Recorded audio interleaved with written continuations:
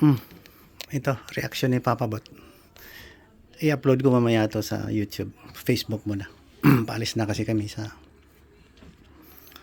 lugar na to. 200 kilometers pa ang i-travel namin. Kasi bukas uwi kami ng Pinas. Ang reaction ko, grace of God ang nangyayari sa isang tao. Humble ka, number one. Maliman na nagsisikap kayo. Ako ganito. Marami akong mga physical problems sa yung tawag niyan. Reproduction, di ba? Sabihin ng iba, baka hindi ka magkaanak. Ayan. Tapos disgrasyado, ganyan. Na-ambush kami sa Santa Cruz ng mga naghihingi ng tax, yung revolutionary tax na nasugatan yung aking buttocks, puwit, natusok ka lahat doon, mga ganun.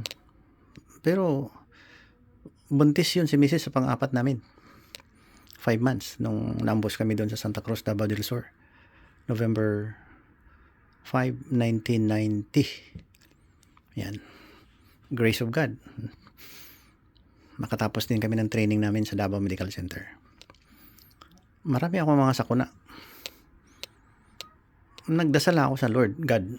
Sabi ko, Panginoon, bahala ka na sa akin. Yun.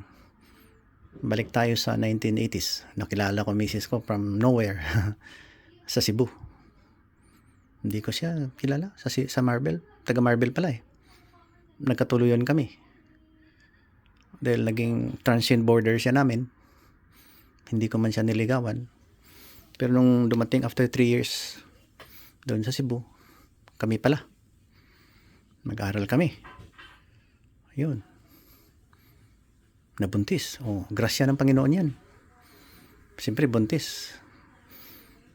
Nasa Iloilo siya, pumunta siya ng Marbel. Umuwi siya ng Banga. Sa amin. Summertime. Kasi nag-aaral kami ng medicine. Magti-third year kami, buntis siya. Sabi ko, kasal. Walang wedding ring. Ang gastos namin sa kasal namin, more or less, hindi umabot ng 500 doon sa New Life. Kasi pauwi na kami ng Cebu. Mag-aaral na kami. Yun. Yun lang. Kasal na. Sa Mayor, Ponla.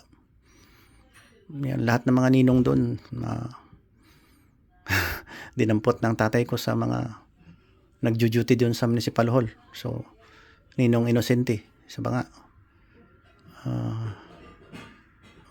3 yata ang ninong doon. Yan. Doon kami. Ilan lang kami sa New Life Restaurant. Hindi umabot ng 10. Kasal na. Dasal lang na grace of God. You moderate your greed.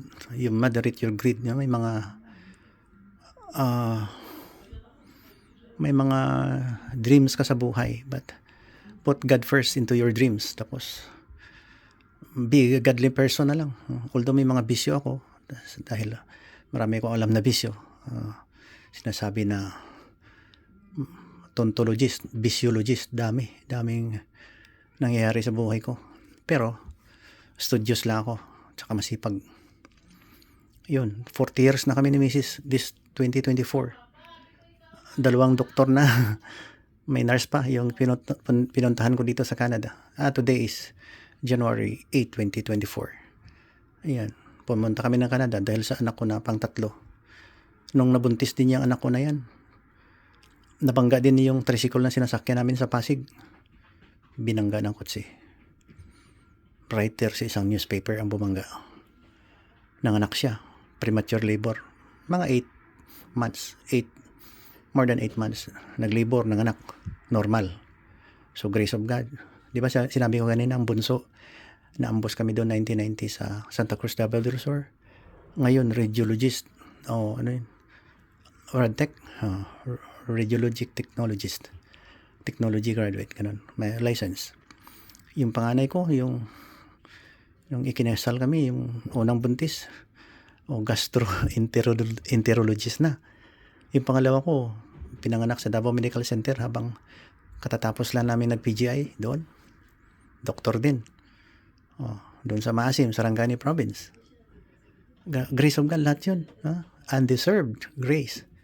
Kaya, yun lang. Papabot to. My YouTube channel is Bebot Papabot Vlog Journey. Silipin nyo. God bless. Yan. London City, Ontario Province, Canada. Bye-bye. Love you. Love you.